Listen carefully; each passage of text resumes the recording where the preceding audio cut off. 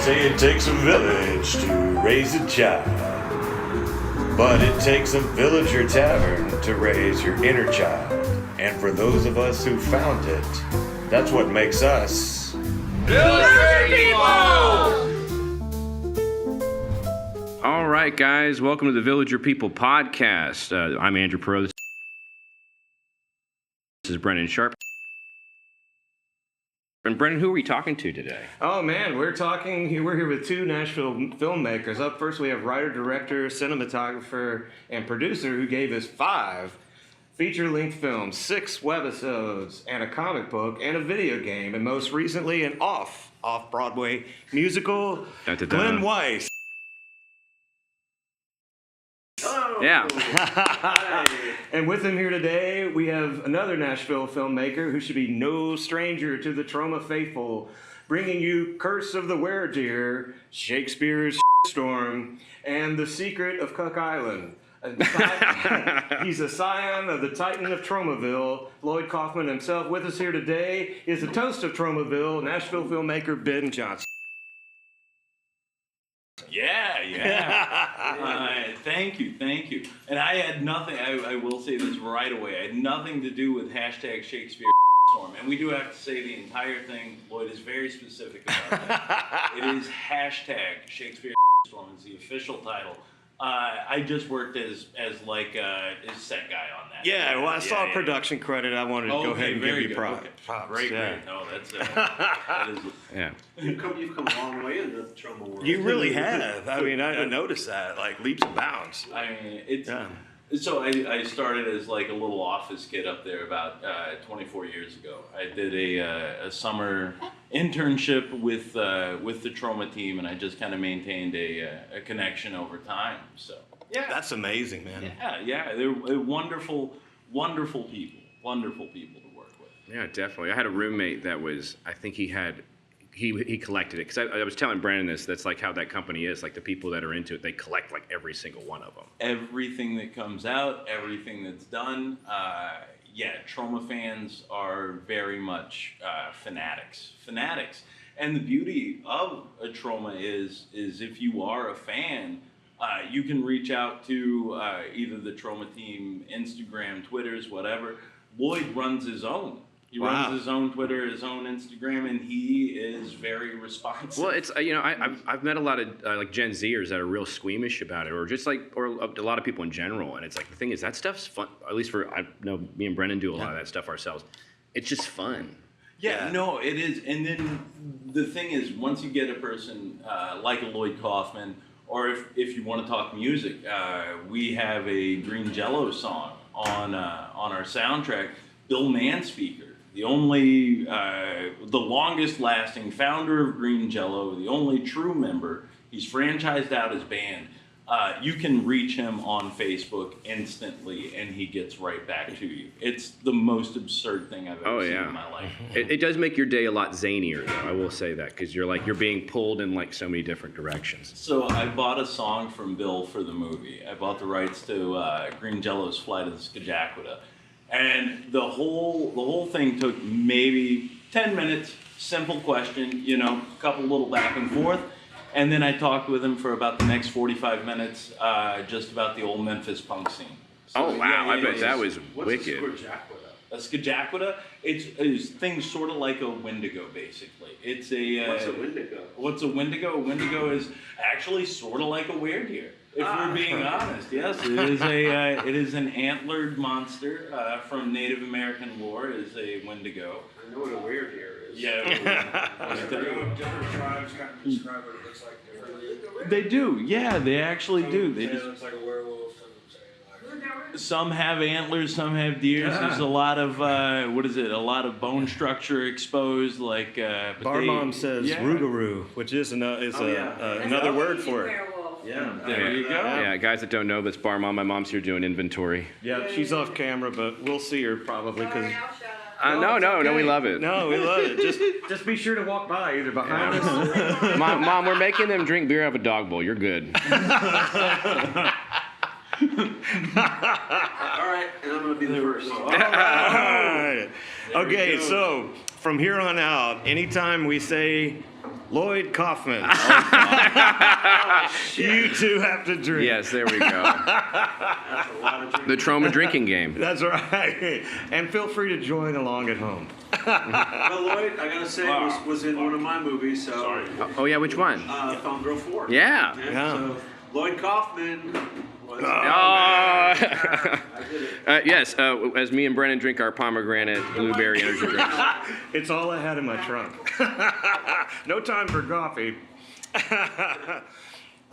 Good. Well, so let's see. I've got Glenn. You just had an off-Broadway musical.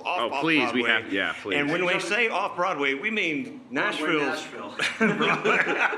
See, but Nashville's getting bigger, so that means it's like a big deal now. Something, Yeah, it's definitely Yeah, something. it was 10 miles from Broadway. I guess that's off Broadway. Yeah. It was at the Texas Troubadour Theater, Oh, that's which great. is normally a music venue for country acts. Oh, Yeah, So I've been there. There's a yeah. big rockabilly scene there, I think. Rockabilly, yeah, and they do Yeah. the Cowboy Church on Sunday mornings. Oh, which wow. Has been going on for 50 Yeah. years, maybe longer.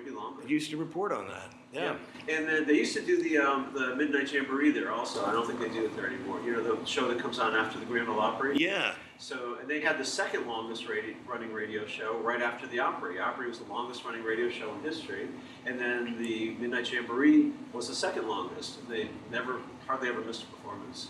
Wow. So, so we kind of converted it to, to do a stage show there. It was their first one. Yeah. And Be we right had a back. great turnout. We had where you going? Make adjustments. It's going to get you some more beer. Oh, good. That's all I need. I'll be going to the bathroom here in a minute. It's okay. So we did a show there, and it was a musical. Yeah. And it was kind of a bucket list for me. Bucket Yeah. list thing.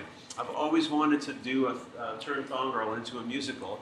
We did a couple musical numbers in Thong Girl 4, but this time we did 16. I wrote 16 original songs. Wow. Actually 14, and I had a couple other co-writer, and then I had someone else wrote one of the songs. So we had a good turnout. We had about 200 people, and that's good for me. Yeah, that's wonderful. Yeah. That's great. And it was a good night. So It sounds like a great night. Yeah. Now, okay, so I know Glenn. I've interviewed him previously. When I interviewed him before for a podcast, he was just starting to build a movie studio here in Nashville. And that was, we figured out today, was sadly, we're old, 10 years ago. Yeah. But so in that time, one of the main reasons that we have you both here today is that you're auteurs of avant-garde cinema. And so we just want to celebrate that and the fact that you're Nashvillians and you're making movies, you're sort of eschewing the Hollywood machine. And in Glenn's case, he did so by having a studio that you or I could rent affordably and make your own movie, or use it for a photography studio if you were so inclined. And since then, like I actually went out to this, in the middle of this field, I was actually there to buy a shed, and Facebook told me that Glenn Weiss was near. I didn't even know it could do this. Yeah. And so I knock on the door, and there pops There it Glenn, was. and he's like, you know, I've got one more project in me, and it's a musical. And I'm like, oh, I can't wait. And now it's happened. So tell us, like, how's it received? What are you doing with it since? And can we watch it anywhere? Okay, so it was in August, and I'm not sure when this is coming out, but it's November. Yeah. So I'm in the process of editing. We had 3 cameras film it. Great. So I'm editing the video, and then in just 3 days, I'm going in the recording studio and I'm doing the soundtrack album. Yes. Yeah, Oh my so- gosh. I'd love to be a fly on the wall for that. It's gonna be my great. gosh. So I got most of the band back again. You know, we had a 10-piece orchestra for the show, Yeah. and so they're coming back in the studio. And then I had the actors singing their songs, and they're coming back in. So it's going to be. So I'll have the soundtrack, and then I'll have the actual video, and I'll do a little what do they call sizzle reel things for that too. But I guess, I thought that was going to be a one and done, but I sort of feel like I want to keep going with it. I want to maybe pitch it. I've got 2 theaters now around the country that want to perform it. There's one in Providence, Yeah. Rhode Island. Yeah. And actually, he brought a prop with us. If you, yeah. We're going to go ahead and show you what Thong Girl looks like. Yeah. They're over there. Where? Oh, no, they're move behind me. Yeah, Oh, okay. yeah. Let's do the. Okay, let's do Miranda Monroe while I can remember her name. All right. Look in a monitor, you can see where to put it. Yeah. We've had 7 Thong Girls. 7. Miranda was unfortunately not an enduring Thong Girl. She never made it to the movie.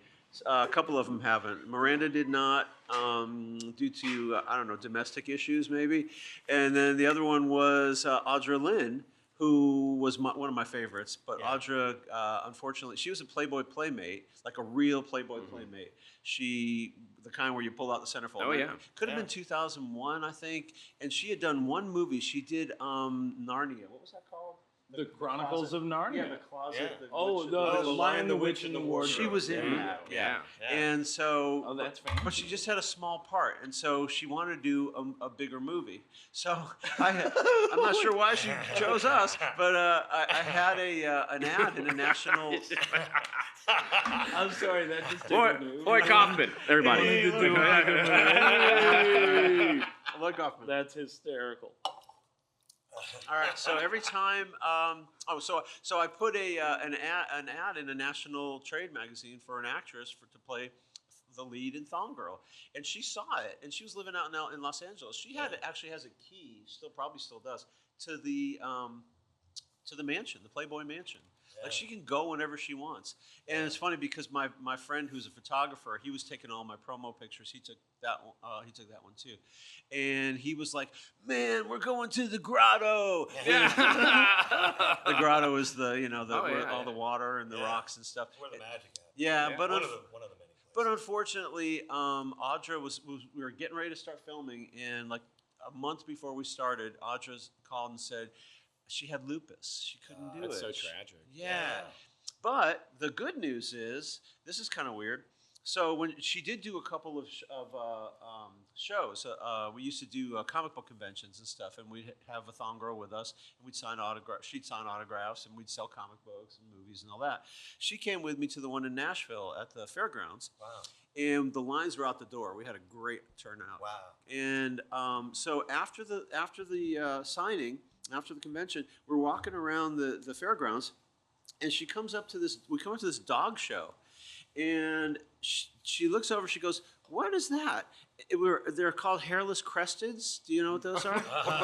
Those are the I have no dogs idea. that don't have any hair Like except a Sphinx cat? you like that, yeah. Cats. But they're dogs, and they also have the cats like that too. But these Yeah. are dogs with tufts of hair on their eyebrows, and yeah. and whenever you see like the ugliest dog in the world contest, it's usually an old hairless crested because they get these gnarly nails and these teeth and stuff, and they look horrible. Wow. I want to see what the owners are like. Oh, the owner. Dog pull. Yeah. Okay. Well, hey, it's a big business, and so she fell in love with the hairless crested. She made friends with the owner, with the guy that was doing that had a few of the dogs, and they kept in touch. And now she's one of the leading not breeder in a bad way, breeder in a good way, breeders and trainers of hairless cresteds. Wow. So she started a whole new career thanks to Thong Girl. Wow. That's awesome. Yeah. I Amazing. knowing that. Man, hey, Brent, can you pull up a picture of one of these? Yeah, probably. Can we do that in Yeah, post? yeah, we do. It's easier that way. Add it in post. That's how you fix everything. Right. That's right. Everything.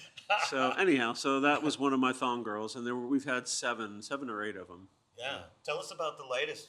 So the latest Thong Girl? Yeah, for the musical. Yeah, her name is Macy Ruggiero. Now, Macy was not supposed to be a Thong Girl. She's a choreographer and dancer. She was actually choreographing the show, the musical, and I offered it to her at first, and I think she maybe had taught school or something, little kids, little dance classes, and when you say Thong Girl, right away you picture porn, even though it's stigma.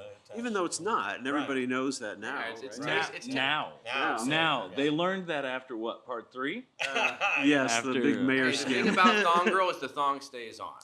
Okay? It does, yeah. Now she does shoot lasers out of her ass. I'll give you that. But who doesn't? That's what I'm saying. Anyhow, so Macy, the original show was going to be a two-act play, two-act musical, and it was going to be 3 nights. But my funding fell through. So instead of just giving up on the whole thing, I reduced it down to a musical. with just the songs and the dance, no dialogue, or just there's like a narrator that kind of held it all together. And I thought that was a cheaper way to do the show and still get all the songs and the dances. So we did that. That's what we actually did.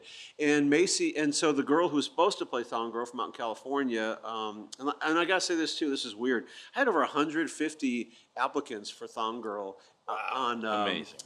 What's it called? Backstage? Backstage. Yeah. And it was crazy. And this girl from California, she got the part, and she was all set to come to Nashville, and the money fell through. The deal I had to fund the show fell through. So I had to call her and say, we're not going to do it. We're going to do a smaller show. And she's like, well, I don't think I want to do that. So she ended up not doing the show. But then I asked Macy, I said, Macy, we're kind of in a bind. You know, would you want to do it? And she goes, well, if it's just the music and the dancing, she goes, I'll do it. So she did the show, and she was amazing. She was fantastic. Yeah, That's great. She choreographed it. She was one of the dancers, and she played Thong Girl. Yeah, Wow. she was the bad. She was. Yeah, totally cool. Yeah, that's like Iron Man football. But she knew all the moves. She knew all the moves. Yeah, and she knew all. She's a great singer too. She's a classically trained singer, so she did a great job on the songs. So you said you had a 10-piece band. So what was the instrumentation? We had drums, bass, 2 keyboards, a piano, and then the synthesizer keyboard. Then we had a horn section. We had a trombone, trumpet, 2 trumpets, a trombone, 2 trumpets, a saxophone, and is that 9? I think that's 9. And then we had a conductor. We had so I got my conductor from my high school, from back in high school, up in Connecticut. I asked him if he thought he might like to come down and do and conduct the band. And I told him what it was called, and he said, no, I'll pass. I know there's someone else out there that wants this big one. I just can't find any. No, so I said, no. So he said, yeah, well, then he heard the music. I sent him all the songs, and he's like, this is actually pretty good. So who wrote the music? I wrote all the music. Oh, that's right, because you play trumpet. Yeah, I play and keyboards. I play piano too. Yeah. So I wrote all the words and lyrics. I mean, all the words and music. And there's one song that another guy wrote, which was a beautiful song called "Awake the Hero," named Michael McGregor. And then my friend Martin Brady and I co-wrote one of the other songs, but all the others I wrote by myself. It's just something that I've always wanted to do because I love musicals. You were like, it's like let's sell the studio, and I'm gonna do a musical, and then and Glenn was telling us earlier he's going to New Orleans too. So that's how I ended up funding the show myself as I sold my studio. Yeah. So wow, what a today's December 1st, isn't it? Congratulations. Thank you. Today is the first day that the new owner takes over. And, Wow. So I'm out, moving to New Orleans. Yeah. So that's what prompted the sale. Pretty much, yeah. Wow. So your bucket list and your dream of fulfilling it. Well, I know I want a copy of it when it's. I Please. definitely do. Yeah. Well, Please, yeah. hopefully it'll be when I finish editing, I can put it up online or something. But it's mostly really just to promote the show for other theaters. Eventually, who wouldn't want to be off Broadway or off Broadway or even Broadway? I just love the passion of it. Like Well, the thank passion you. of the story. It's like I sold what my livelihood was, and then I made this piece of art that I've always wanted to make, and then I'm gonna go. I'm gonna go retire. Yeah. I don't know why, but it all worked out, Yeah. So I'm waiting for the other shoe to drop, but I'll probably get hit by a car when I walk out this door. Don't say it. It's all been done. You know what they say when you retire? You get hit by a car. Yeah. Lloyd Kaufman. Yeah. Hey, all right, got a drink. All right. I know that was. I got to stop instigating. Yeah, that's right. We'll get to Ben and we'll have plenty of it. Yeah, well, that's where we're headed. You'll have next. way too much of it. Yeah. It's the thing. So, Ben, Yeah. I understand you had a big premiere for Troma's Curse of the Were-Deer in Italy. Is that correct? Very correct. Yeah, we went in October. So, and you mentioned it at the top. A friend of mine, a gentleman named Reeves Elliott, directed a movie called The Secret of Cook Island. And in 2023, he went over to, it's called Cine Underground. It's a wonderful little film festival there in Busto Arsizio, Italy. Wow. I'd never heard of it. Yeah. Didn't know that was a town. Had no clue. It's outside of Milan. Nice. Awesome little place. Beautiful. They will tell you it is a garbage pit. It is the most beautiful garbage pit I've ever seen in my life. Wow. I'm not even kidding.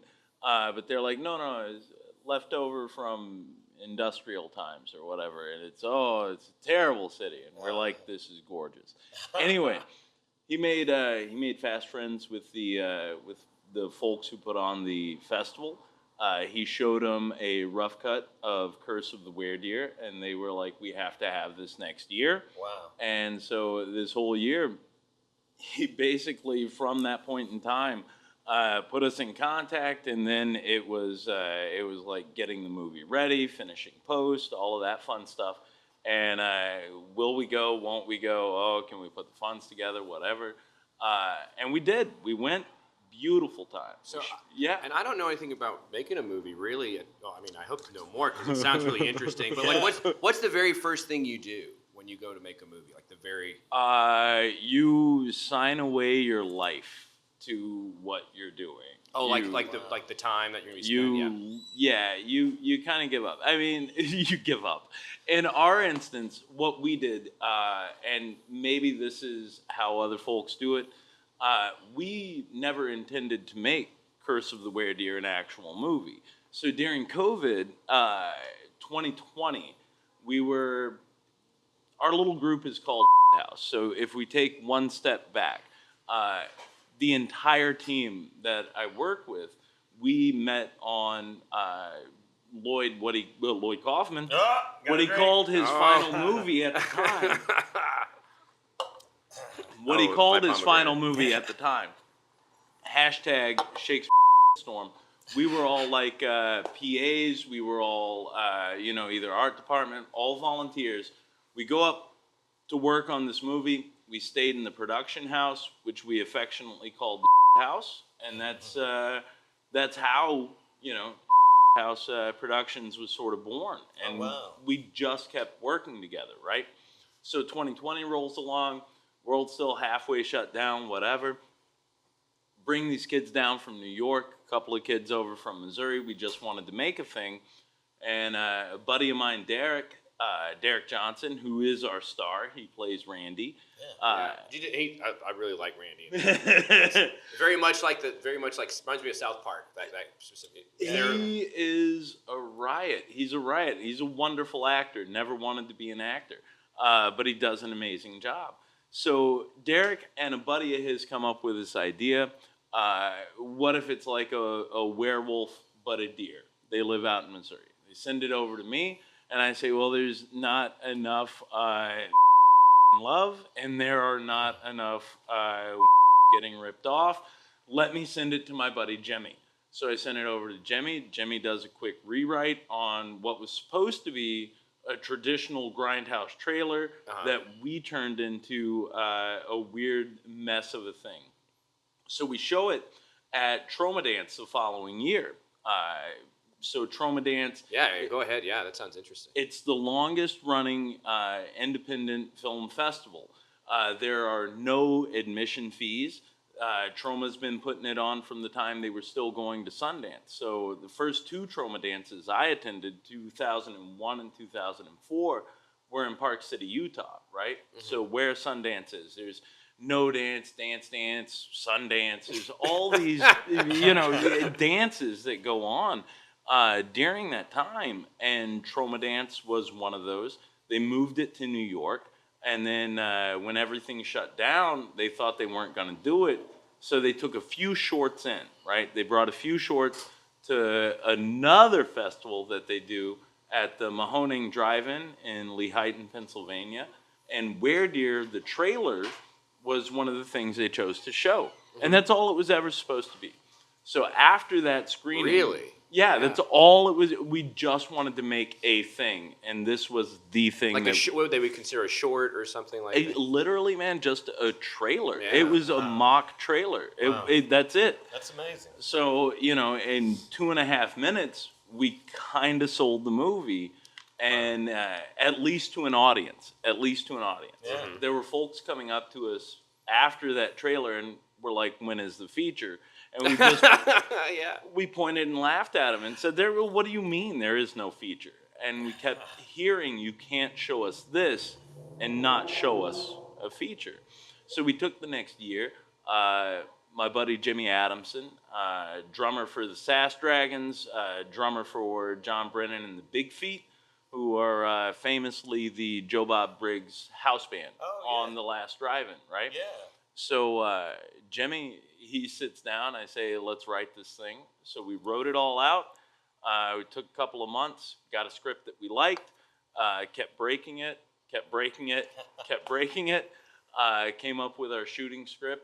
We were supposed to shoot in September of 2021, but we pushed until April of 2022. And we got everybody back together again. We put up a little Indiegogo, and, we got part of our budget there. Troma helped out a little bit, and then I kind of ponied up the rest of it. We brought everybody to Sumner County, and we shot. We shot for 3.5 weeks straight. We did some New York pickups because Lloyd Kaufman, again. Yeah, hey, I'm out of pomegranate. Hey now. You have to get a shiner. Oh my gosh, I gotta go get a beer. So- All right, I'll be right back, guys. I'm gonna get a beer. Yeah. I'm gonna Might as well join you. get two. All right. So Lloyd says he'll play our governor, and he is sole producer on the film. And so we go up in June of that year for some New York reshoots, and then in October we had to do some reshoots down here. So, like where you start with a movie is a decent idea, is a spark. It's a thing that you can't let go of. And when these guys showed me the original treatment for even just the trailer, I was like, it's too funny. If you add in a couple of things, this is a riot, and nobody's really doing where spoofs right now. You've got Wallace and Gromit from like 10, 15 years ago did Were Rabbit or whatever. And then what pissed me off, what made me very angry is like as we're going through, there's this show called Sweet Tooth that starts coming out, and all of a sudden there's a kid with antlers on his head or whatever, and you're like, oh my God, no, are we going to beat him to the punch? There was another group, believe it or not, in South Carolina. I want to say it's South Carolina or North Carolina. These kids put out a movie called Were Deer. It is a... Yeah, you saw it. Yeah. We tried to watch it. Yes. Tried to is... What was it that gave it away that it wasn't the right one? It just didn't feel right. I'm like, this does not have Troma stamp on it anywhere. No. Right? No. And that's the thing. So it's really funny, to me at least, how things work sort of in the zeitgeist, right? How things get out there in the world, and weird little ideas keep popping up, and you can see it even in like history, right?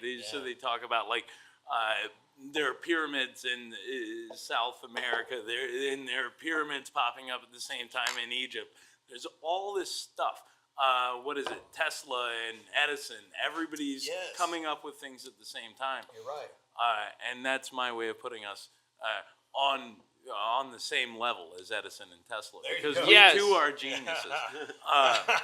You want to, if you got to make yourself look appear strong, man. That's how it goes. That's why But you're here. I will say, our trailer did pop before they went into production on their film, and I know that for a fact. That guy looked like the devil on the poster of Were Deer. I know. Okay, so we know that now. Yeah. You're definitively, you were first. We were first. Yes. And Yes, we are we're cheers to that. vastly Cheers. different. Yes, we've got the OG Were Deer people here, people. Yes, And take that. So much better too. Yeah, it is much better. No, I mean, but it's true because we were that to me like. So me and Brennan were like talking about like because ever since I met Brennan, it's like the idea of doing like some film cinematography stuff or some film stuff later on was down the road. I was like, and I just looked down. I was like, Were Deer? Yeah. I mean, I'm all about branding. I was like, that's such a great concept. I mean, look, it makes a beautiful It t-shirt. does. It's too. gorgeous. Look at Yeah, that. it looks great. Amazing. Yeah, Those greens and purples pop. Yeah, they do. But that's sort of the thing. And then we see that they hit the market quicker than we did. And there's something to be said for that. That's fine, whatever. And I'm not one to really, I guess, sort of crap on people's art. They made a thing. That's wonderful. And in today's whatever, the fact that anything gets made is fascinating. So kudos to them. You know what I mean? Yeah. Right. Do I think that our movie offers something entirely different? Yes, Yeah. we turned on their movie for a second before we realized it was the wrong one, and Brennan looks at me and he goes, "We just like fast forward through this scene." Like I mean, it's like It was half the movie. yeah, and it's like we were like and. Whereas his movie is captivating. Yeah. Every single scene. It's great. We blast through it though. That's the idea. And for us, it's always about story. So we take story very, very seriously, even though we wrap it in a weird little disgusting sort of shell. I think at the end of the day, we have kind of a wholesome story. We tell like a little bit of a love story. There's a little bit of social commentary in there, and we hit a few notes that were important to us. Well, and the female wear-deer makeup at the end is really done very well. The beautiful, beautiful Nadia White. Our makeup person for that is a gentleman named R.J. Young.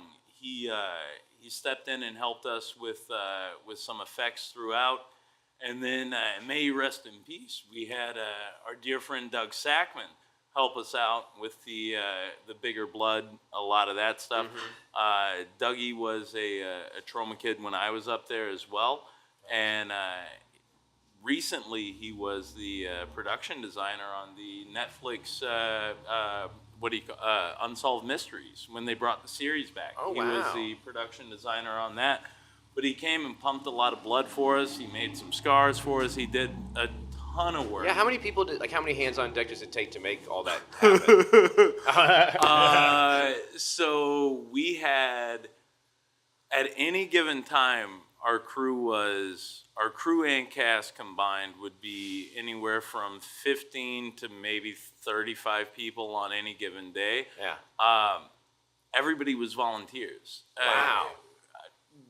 And this is going to sound terrible, but none of us took a check for the movie. Everything that you see went on screen. We called in every favor we possibly could call in. Wow. We worked every single deal we possibly could. And those are lessons that we learned, coming up through well, it's art. Like, I run a bar in the similar fashion of like the bar, like just growing up in it, my family's been doing it a long time. And to me, running a bar is art. Yeah, it has. But what's beautiful about that is it becomes art to the customers. It's a community. But that's everything, right? Yeah. Like that's huge. And for good, bad, or indifferent, the Trauma team has become my community. Yeah. And that's how Glenn and I know each other. Yeah.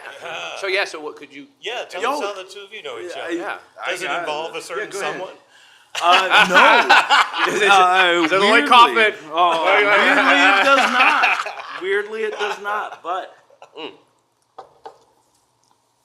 oh my God, I'm gonna need another dog. Oh, man. Oh, dude, we got. I've got like a lot of kegs of that.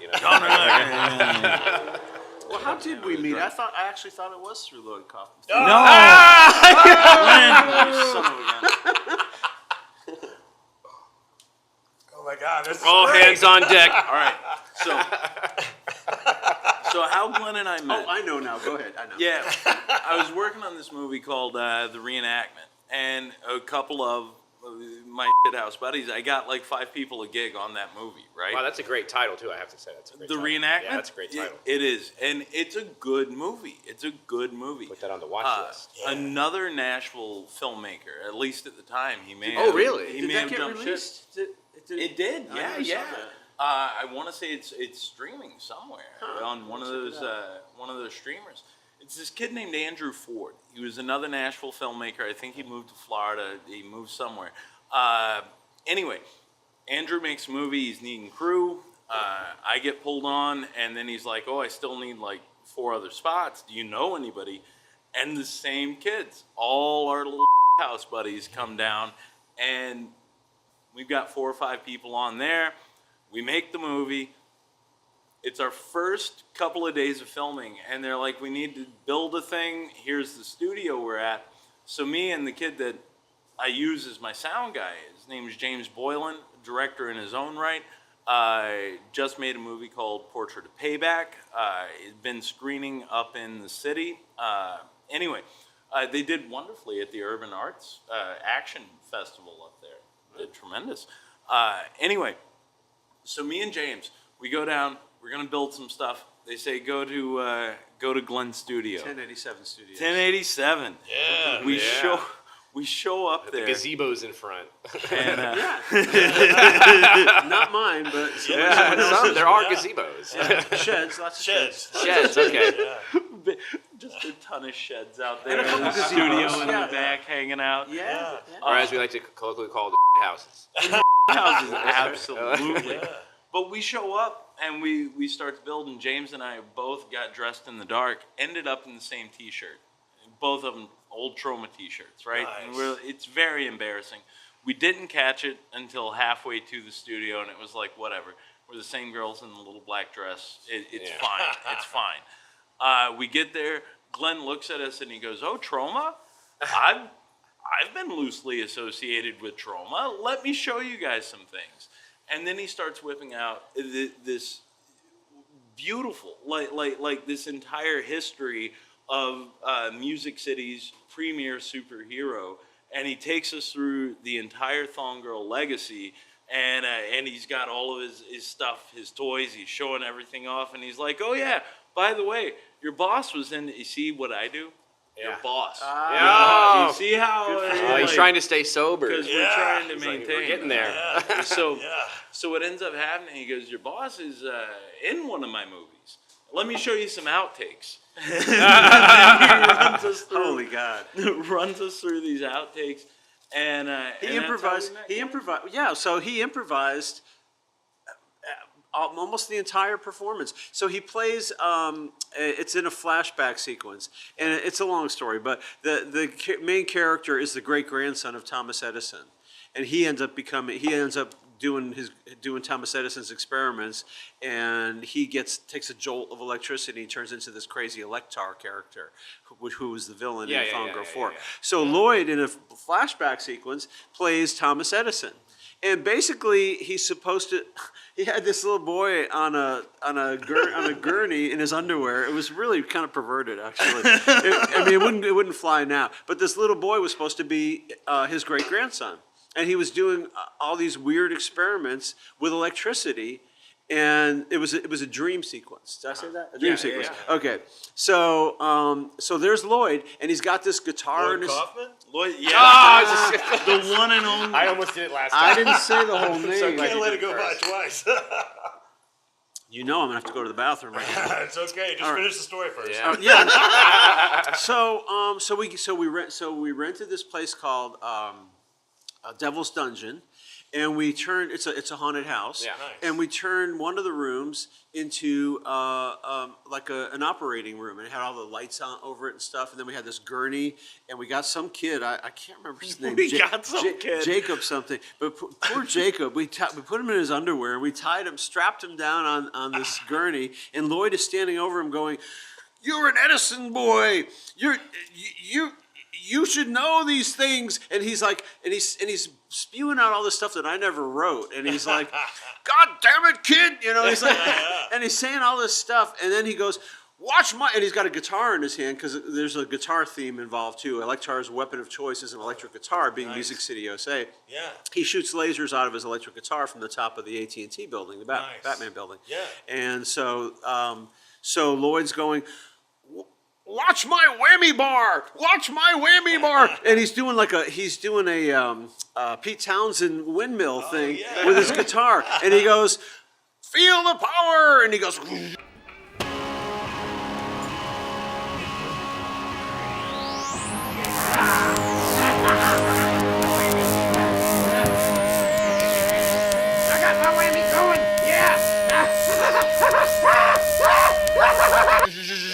And we had to put all the electricity in later, all the all the sound posts effects, and the sound everything. effects. So he's like, "Ah!" And he's like this mad scientist, and he was just amazing, and he was so much fun. We spent and the cool thing about him is So we're all in awe of him because he's like a god, really. he's a legend. He's like Mel Brooks he's the Mel Brooks of the potty. He's the dollar store Mel Well, Brooks. it's like it seems to be like in the movie world. It's like you're so many degrees away from Lloyd Kaufman. Oh, yeah. Kind of reminds me of the Kevin Bacon joke. I guess is what I mean. 6 degrees of Lloyd. Yeah. Yeah. So Well, real quick Yeah, to go ahead. that, I don't know if y'all know how true that really is. Well, I mean, Yeah. I don't know that many. Like, this is one of my He's- first exposures to guys like you. tell him the Rocky and the Saturday Night Well, Fever but as story. far as the boss goes, to that end about the The Kevin boss Bacon was thing. fun. So as far as that goes, it's like you're talking about a guy who did sit in the DGA for a minute until he told him exactly where to go and how quickly they could get there. But ironically, yes, he's married to the film commissioner of New York. yeah. His wife is the New York film commissioner. Wow. Pat Sweeney Kaufman, yeah, Wow. and had been for a while. That's baller. Yeah. It is, but here's the kicker. So while she was running the state, now she had taken a step back for a while, and now she's the New York City Film Commissioner. And the two are different because shooting in the city is different than shooting in state. During her tenure, Troma famously never took advantage of any of the incentives offered in New York State because they didn't want any Conflict of interest. Yeah, or special treatment, whatever. But famously would shake their finger and say, "We don't take advantage of that. We're blah blah blah." I love my wife. Blah blah blah. Yeah, she makes more money. I know where the bread. I know where the bread is buttered. Something No, about no. happy life. Yeah, happy Lloyd Kaufman. Those are all big. This is the world's worst drinking game. At least in the film industry. Right? But the thing is so even to bring it to Kevin Bacon, and again, I don't know any sort of history there, but in the Toxic Avenger remake that has been I didn't know shot, they made a remake. Yeah. Yeah, like And a 2017. musical. Yeah. Oh yeah, A that's stage cool, musical, yeah. which was great. I love that musical. So the stage musical, but the film that Macon Blair made. Yeah. Macon Blair made he made a movie. It screened at South by Southwest, and now, at least through the tabloids and the indie rumor mill, is that it might be unreleasable. So people are suggesting Why is that? Yeah, I have no idea. I literally have no idea. But that's what the rumor mill says. I hope to God it sees the light of day because Peter Dinklage is in that. Oh Game shoot! of Thrones. yeah, the Dink's in it. You got Toby. No, not Toby Maguire. What's the other? Who was Frodo? Elijah Wood. Oh, yeah. Elijah Wood. Wood's in it. Elijah Wood's See, in do you it. think with a cast like It's that? everybody. Kevin Bacon is in it. Oh, there you go. Bacon plays the big bad. There you go. He plays the big bad. But anyway, may or may not see the light of day. That's all I wanted to get to. Is Kevin Bacon was in the remake of the Okay. Toxic Avengers that may never see the light of day. Wow. God only knows. So there's 6 degrees of Kevin Bacon. And Lloyd. It's Via like, the boss. That's why they're Via they're the trying boss. not to release it because they know the world's gonna blow up. Oh, I know. Well, How crazy is that? so and that's sort of a weird thing because in my short time there, I met at least in the summer of 2000. I met Terry Jones from Monty Python via Troma. He came to the old Troma building. And I met him, and I met Coffin Joe, and I had a phone call regarding a song for the Toxic Avenger Part 4 with Wesley Willis. Oh, of yes. all people. Oh, yes. Yeah, see, Caleb knows. Yeah. He's got it. Yes. I- Suck at cheetahs, you know. Right? But it's weird the connections that you make or the people you're loosely associated with or who you may end up talking to and not even knowing it, right? Did you finish the story about how we met? Yes. Yeah, so we met there. Actually, I didn't get to the punchline? To the denouement. Okay. So the big resolution, right? So what ends up happening is Glenn's very accommodating. He's like, make sure if you're putting anything down on the ground here, because we had to build this little like thing where a Staircase guy thing. climbed up to, and the walls coming down from it. It's supposed to be a dirty, dingy, like basement-y floor. So they had us bring in some dirt. He's like, make sure you put some plastic down. I wasn't thinking. We didn't put plastic down. That's right. And the next thing you know is there's dirt on the floor there, and he's like, guys, you have to stop. They spent all night. I'm repainting. Now, here's and these whatever. action figures. Yeah. So that was the end of it, and then from there we've been kind of hanging out. And I've been saying I'm sorry ever since. I know. He was very accommodating. So it was, No, you were accommodating. We were idiots. Yeah. That's well, the that's problem. true. Yeah, you were. So Ben, I don't know if how long have you been in town? I've been here my entire life. I was born and raised in Westmoreland, so up in northern Sumner County. Yeah. I did spend 14 years in Oregon, but hey, that's a whole other thing. Yeah. So Yeah. Because the two of us we're from here, and then Glenn, you've been here like 40 years. Yeah. So it's like Practically native. yeah. I so we all know what Nashville used to be like. Yeah, used to that's be. part of the reason. Honestly, I hate to say it, but that's part. He's like, "Please leave it." That's part of the reason I'm leaving. I've done sightseeing tours, probably part time for the last 3. Oh, that's right, you have. Wow. And you do have a really great speaking voice. Yeah, I can he see does. that. oh, thank you. You both do, actually. Works out Oh, Yeah, you got a great voice. I never did tell you that, but you got this. I have mellifluous- a face for radio. Yeah, that's great face radio. It's But yeah, so I just feel like from doing tours and seeing how the city's and being a musician too. You know, when I first moved to Nashville as a songwriter, the girl I moved here with was a singer, and we literally were able to walk down Music Row and stop in offices and pitch our songs without an appointment. I'm not kidding. I mean, mostly to music publishers, but that never happens anymore. Do you think that started with like the advent of Pro Tools, like the decrescendo of that, like people stopped going, like being as accessible, or? You mean being able to record your own music? Yeah, like you think like the private studios kind of started with the advent of that. Well, I was talking more about the songwriter sort of aspect of it, okay. not the recording part But of it. but like I guess the people you were pitching to, were they more available before that advent? I would say so. Yeah, I would say. I just think that the whole atmosphere of Music Row has changed to where, and even like how you get paid anymore. The songwriters, the streaming is, you don't get paid anything. Yeah. It's terrible. I don't know. Yeah, so it used. Music Modernization Act was supposed to change that. Well, in some ways it's good, I have to say, because you can expose your music to so many more people. Right, yeah. But then you're not getting paid for it either. Right. So like you used to, So, but just the way songwriters used to just get, sit around and write songs and and writers' nights. It's just everything's different for me, at least. Everything's different. So So what gave you the impetus to move here? Originally, so I was living in California. I was living in Los Angeles, and I was down on my luck. And I was in a bar, and I met a girl, and she was So he wrote the world's greatest country song based on that and said, if I'm going to sell it, it's going to sell in Nashville. We right? got to go to Nashville. It was her idea, actually. I actually didn't even like country music then. But she was a country singer, and I wanted to be with her, and so we moved here.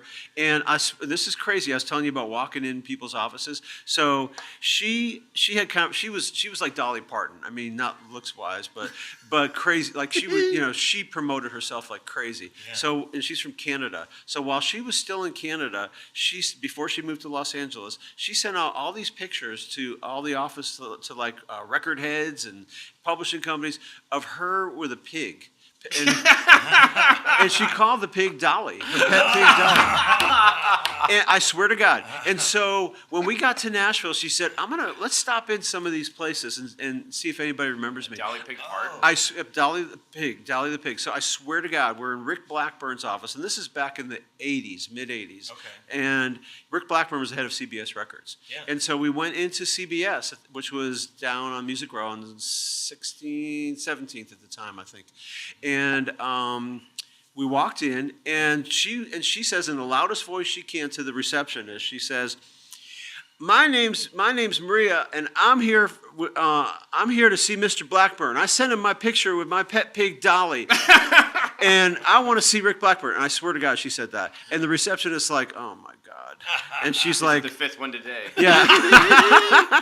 And she says, the receptionist says, yeah, well, maybe you should just give me your name and number. And I swear I'm not lying. Rick Blackburn comes out of his office, which was down the hall. He says, you're that girl with the pig.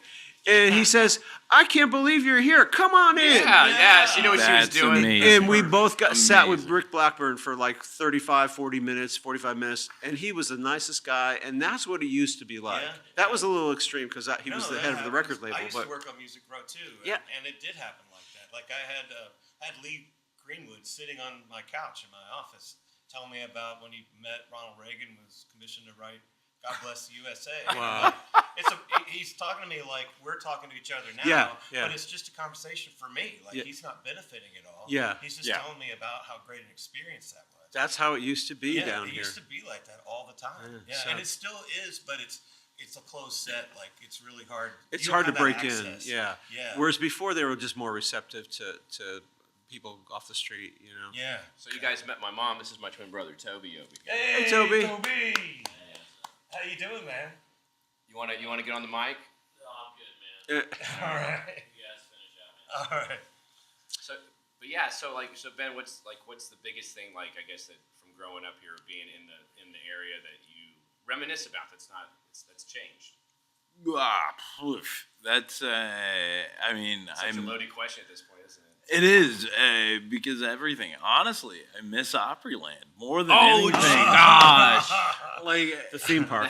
I never got to ride the Hangman. I wasn't tall enough. oh, And then they took it out. and then it's gone. Hangman Chaos, Screaming Delta Demon, come River on. Rampage. Yes, Grizzly River Rampage. Yeah. I mean, as far as missing anything, that's more what I miss than anything. I just love how they. Yes. I just love how they convinced, or they had, that was how they pitched it, like how great the mall would be. It would have rides. The mall never had rides. Right. And then 6 years later, malls become obsolete. Yeah. Yep. We get rid of our theme park, and then we're like, Yep. Well, they're still cranking It's though. still crowded, but I mean, I don't. or they're just not as relevant. Not as It's relevant. not- but yeah, but it's you not- go there around Christmas time, and holy crap, Oh, those it's lines been- are long. Oh, the parking lot still seems full. Well, not to mention on Saturday, like on the weekend evenings when they got the Grand Ole Opry going on, and and then the General Jackson and all that stuff all going on at the same time. I avoid it like the plague. It's crazy. It looks pretty from the Briley Parkway, but You know what I miss? I definitely actually talking about the hotel. I miss the old style ornamentation from the Christmas. Sure. do they not do that anymore? No, they don't have they used to have dwarfs and like gnomes. the Christmas You gnomes can't say and stuff. dwarfs anymore. Oh, and you can't. But they used to have all the Christmas gnomes, right? Little people. Christmas gnomes. Christmas- Aren't they Christmas elves? little people. Elves, not dwarfs. Christmas. The Christmas elves, but The Christmas. they don't have those anymore. They had revamped it to where it's like just a bunch of guitars and other stuff. It's a little. There's no figurines like there used to be. Huh. But you said you work over at the hotel? Well, so with the Jackson, I took up like a seasonal gig with the Jackson doing Nice. photos. Yeah. But to your end about like reminiscing and about where you come from, right? So when I went to make my first film, I was like, I always want to do it in my hometown. Like I've always wanted to do it in my hometown, and so I brought everybody to Gallatin. We stayed in and around there because that's where there's hotels. I know, right? Yeah, we're gonna talk about that. Glenn's issues. I still have issues with that. But then, so we shot mostly up in Westmoreland, and every time we would go and we were out in the streets or we were in front of people's houses or whatever, they're like, "Why would you want to make a movie in Westmoreland? Why?" And I think there's a big part of you don't know how good you got it until it's like, until you're not there, until it's gone. Right. And I could look back and I could be like, well, here are 10 different places, not staying there, that would look great on film and that I know I could get for either very little or absolutely nothing. Yeah. And the idea of shooting a thing where you're from, or at least a spot that you have like a level of familiarity with, and maybe you've got a little bit of rep, or maybe people know you, maybe whatever. They're going to erect a statue of you in Westmoreland. Only to burn it right We're gonna down. start a campaign right now. Just like Rocky. Build a were-deer. Build a were-deer. Westmoreland, Tennessee. They're telling you what to do. But that was the thing, is I wanted to bring whatever I do back home, at least the first thing, because it is a spot that I know, and I like, regardless of how I speak about it in polite conversation, there's a love there. You know what I mean? It's where you're from. It's helped mold you. It helped shape you. I grew up on Troma movies because I'm a product of the video store generation. And in a town of 2,200 people at the time, there were 4 video stores, right? There were 4 video stores. So it built up sort of who I was. And I always wanted to put something there. Did you ever work in a video store? Actually, yeah, I did. Thought so. I did. You seem like the kind of guy who would 2000, like Clerks. Yeah, the Clerks. Yeah. 2002, 2003. Yeah. I worked in a video store. Okay. And when I was in college in Memphis, there was a spot called Black Lodge Video.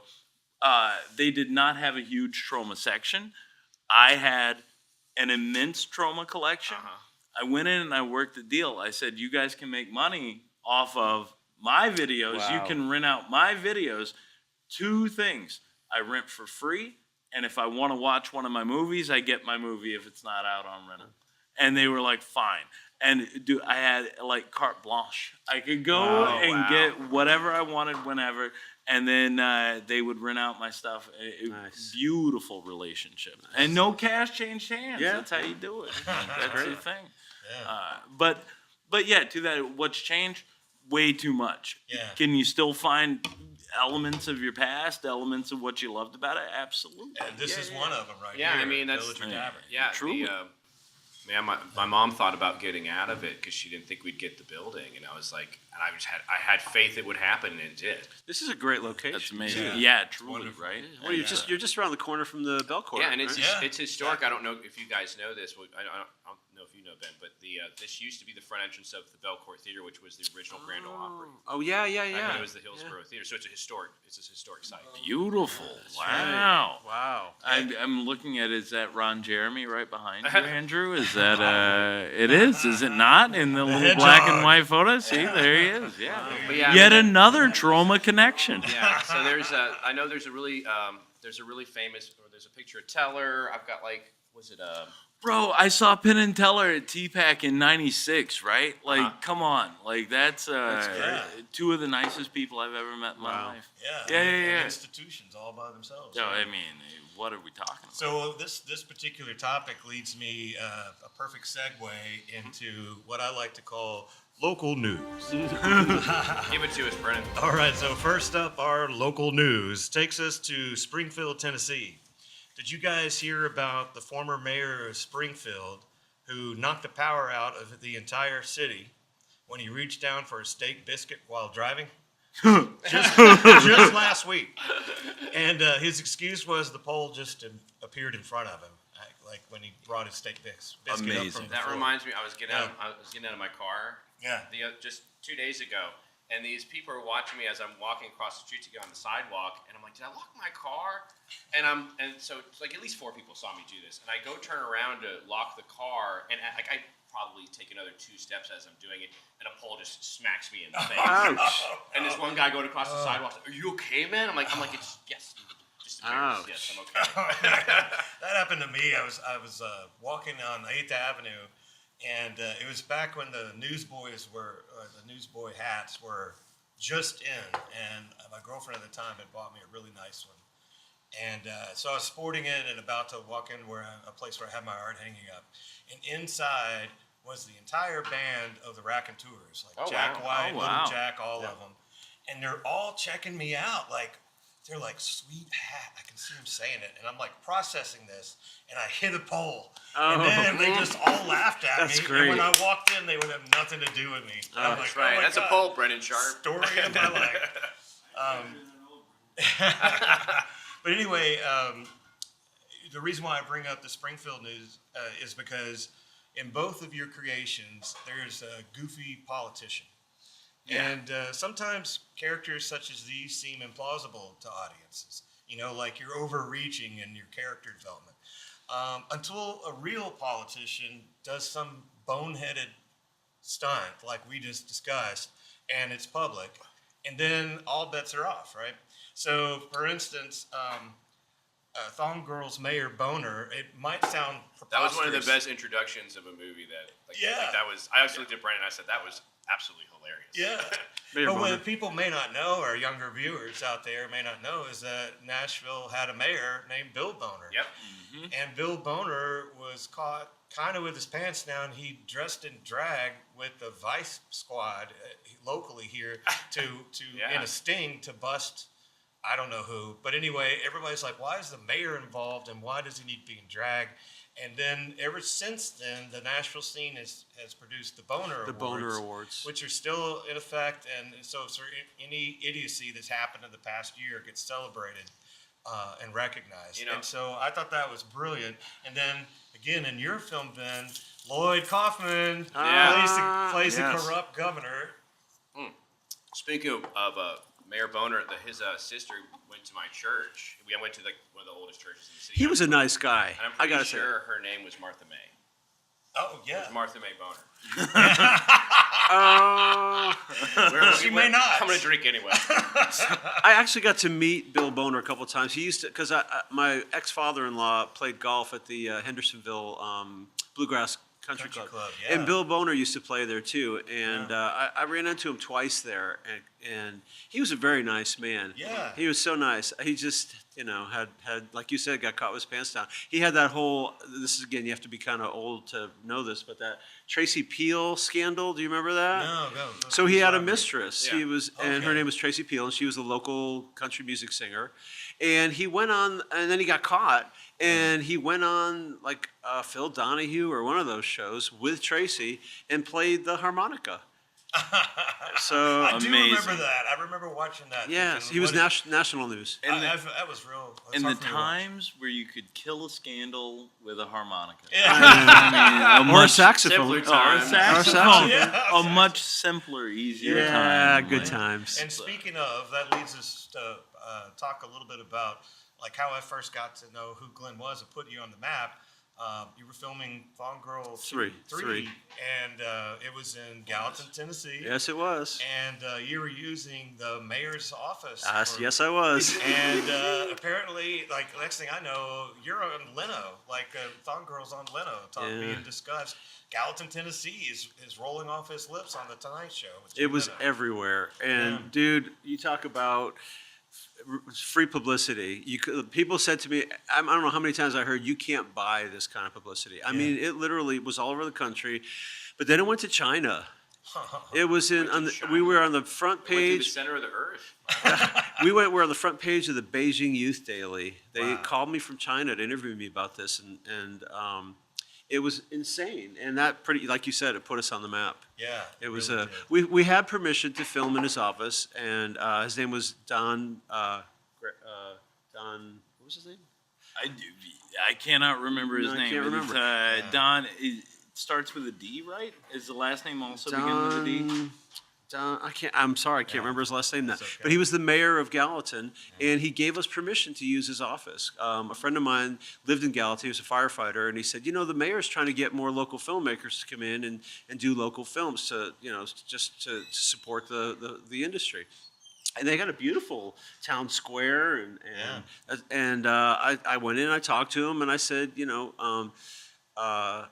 we've got this film, and it's about a superhero. I didn't mention her name. And I said she flies over Nashville, and she, protects all the hat-wearing country music. Like Dolly Parton. Yeah, she's like Dolly Parton. And he said, I like Dolly Parton.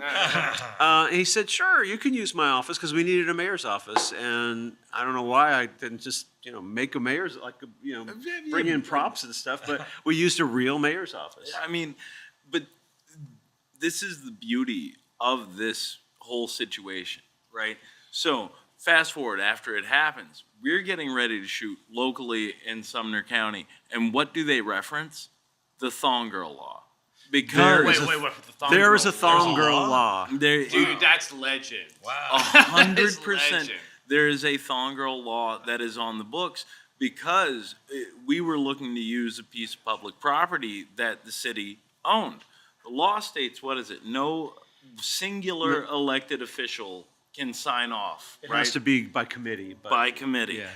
Because he gave us permission. He said, sure, you can use my office. But he never checked with anybody else. He just gave permission. And at the time, so the other thing is, sorry, go ahead. No, you please. Yeah, you're legend. Go for it. So at the time, he was running for re-election. And so this was like in 2006, I believe. Before there was really much internet, there's no social media or anything. Right. I had a website. And on my website, there's this thing where you could do a blog. And so after we filmed in his office, which he gave us permission to use, I said, and thanks to Mayor, oh God, it's killing me. I can't think of his last name. Don.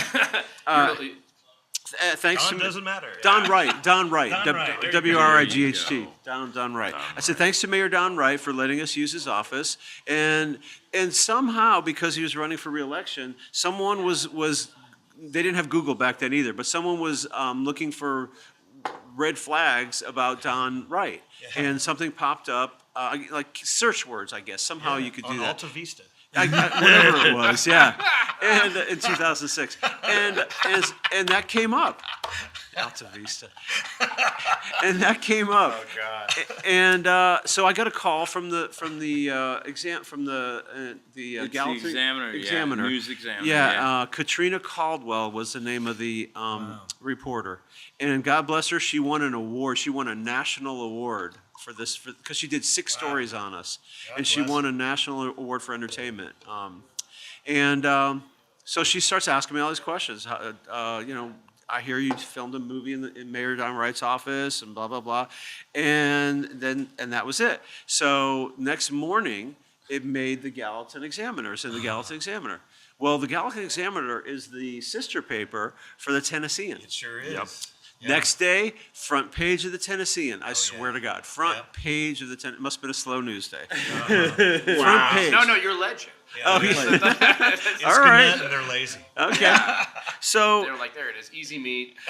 So at the time, I happened to be working for a local news channel. Should I say which one? I guess it doesn't It's up matter. to you. News Channel 5. You're just dropping names Yeah, I left am. and Well, right. I don't work for him anymore. That's it. Like Yeah. Lloyd Kaufman. Thank God for this drinking game. Yeah, I can drink whatever I want.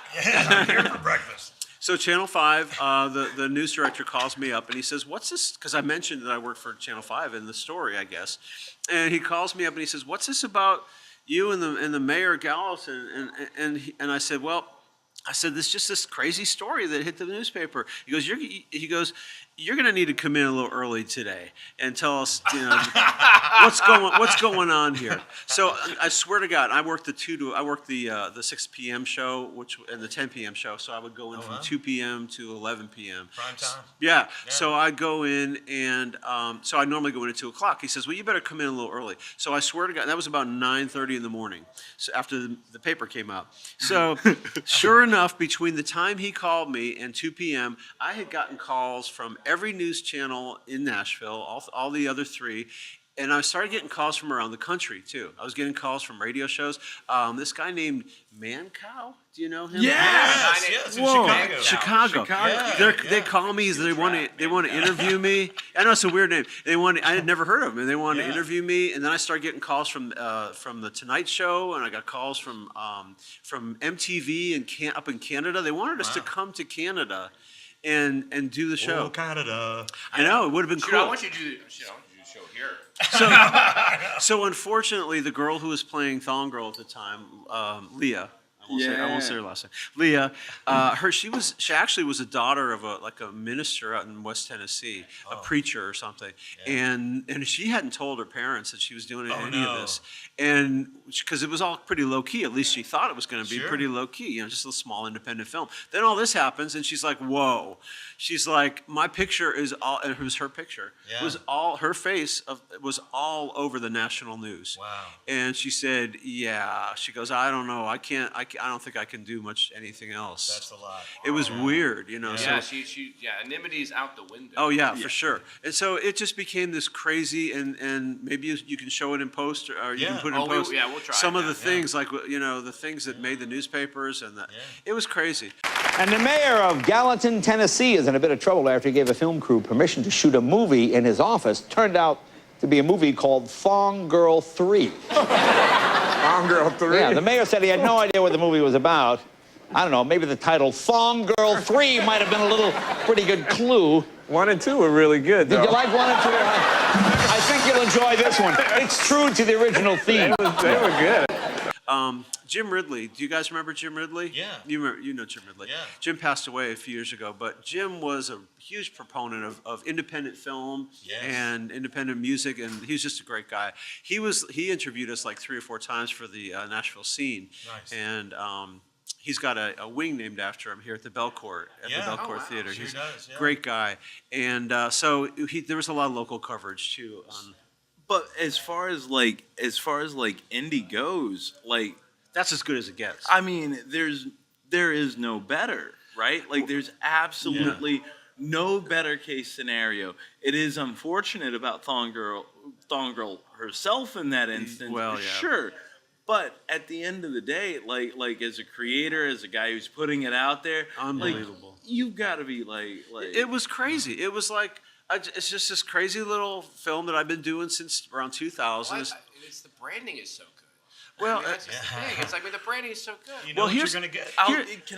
Real quick? Just like here's the thing: as a fan, this is the challenge to me. Is it's like you look at Thong Girl, and trust me, I mean this with every little bit of conviction. There is no slight here. You look at a Thong Girl, and okay, your brain starts kicking. And it's like, oh, I'm gonna get this weird, like horny little thing, like whatever. Porn.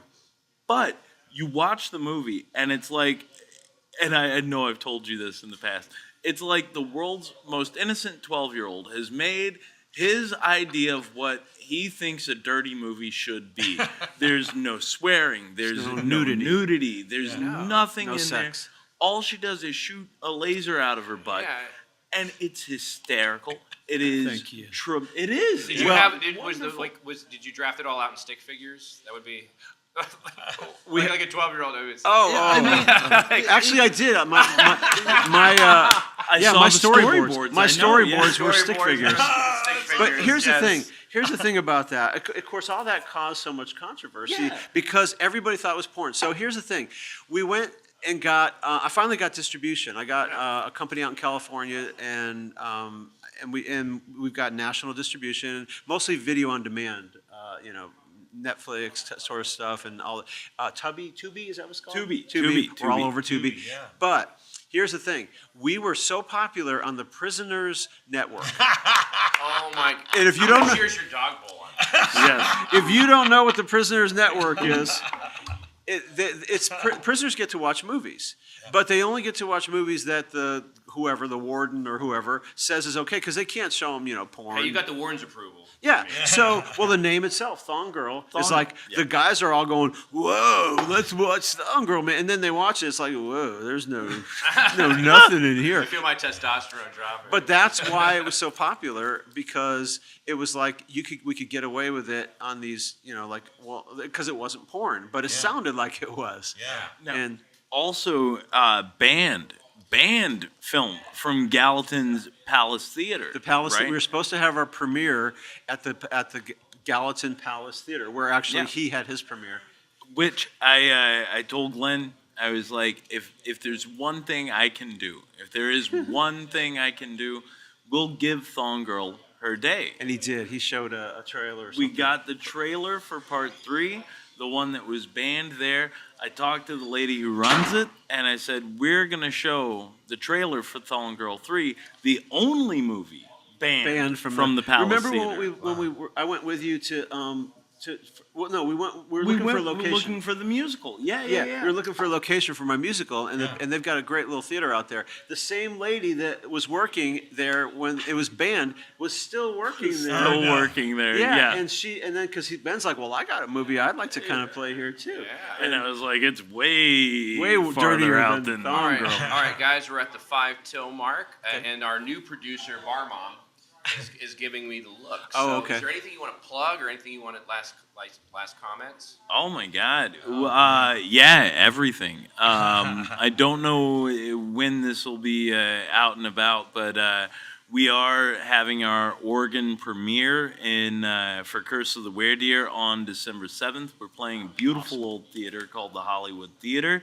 Nice. So you can find me there. Anything and everything Troma. I also do a weekly podcast you can find on Spotify called Totally Tunular. Oh, wow. Every week. Definitely. We get together, we talk about cartoons, be they old, be they new, but you can find us there. So Totally Tunular on Spotify. I'm at yarn_Yeti on Instagram. If anybody wants to reach out, it'll take me a couple of days, but I'm very slow. Yeah, Thundercats Ho. Thundercats Ho, you already know. Yeah. Yes, done and done. Yeah. And I'm leaving for New Orleans. Yes, that's why we're here. It is why we're here. Lloyd Kaufman. Yeah, I'm leaving Awesome. on the 7th. Right now, today's the 1st. I'm leaving on the 7th. But I'm going into the recording studio to do our soundtrack album for the musical. I want a copy. And it's going to be 16 original songs from the show, and then who knows? Fingers crossed. Someday, maybe off Broadway. I mean, I'm going to own it. And then, and if you're ever in New Orleans and you see me down playing on the street, playing my trumpet, throw me a wooden nickel or something. You know? Yeah. Guys, real quick, top 5 best B movies: Curse of the Werewolf, Thong Girl. Three more. I don't know if they're necessarily B movies, but if you're looking for like good underground stuff, I like the Video Violence series. Those are both shot on video, direct-to-video in the 80s, Video Violence 1 and 2. The August Underground series, if you're unfamiliar with toe tag, look up a guy named Fred Vogel, August Underground, Mortem, and Penance. It's basically, for lack of a better term, gore porn. They're amazing films, though. Also, The Secret of Cuck Island. If you have not seen The Secret of Cuck Island yet, again, Reeves Elliott. The answer? Yeah. He is a master. He is a master at work. I do play a Volcel in that, so I might be a little bit biased. But it's a wonderful film, and again, anything and everything Troma, all day long. I mean, they've done nothing but support independence throughout. They're the last independent, oldest operating in the world. Yeah, so. and what date is that exactly? December 7th is Oh, when he knows we're the playing day. Wow, Portland. impressive. Yeah, Whoa. December 7th we're playing. It'll be the second greatest American tragedy to happen on December 7th this year. Is our premiere in Oregon. Oh, amazing. that's good. That's clever. And I'd like to shout out for a local host of B movies, Dr. Gangrene. Do you know him? Yeah. Dr. Gangrene. Everyone's clapping.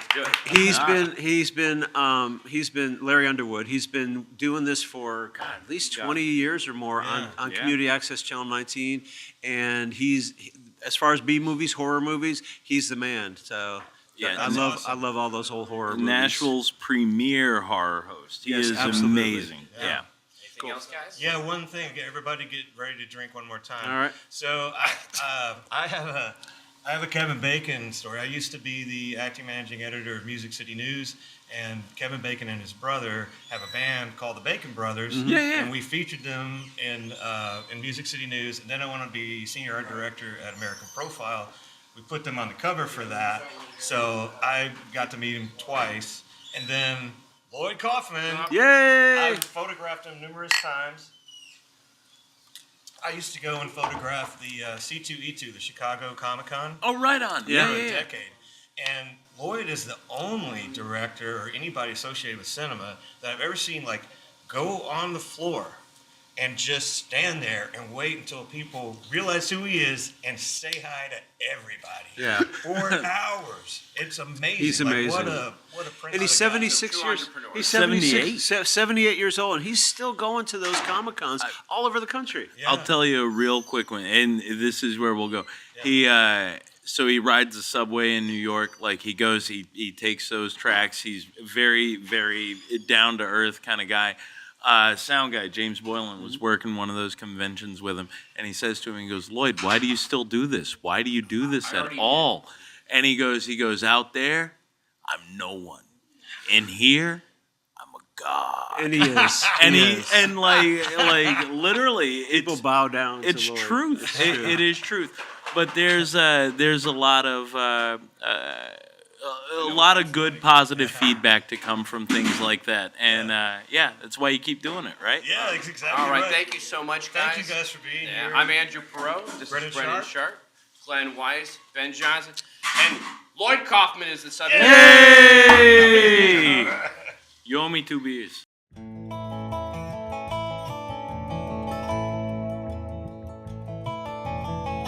Crazy Charlie comes to hear the band play in the tavern, claps his hands and dances to the music that we play.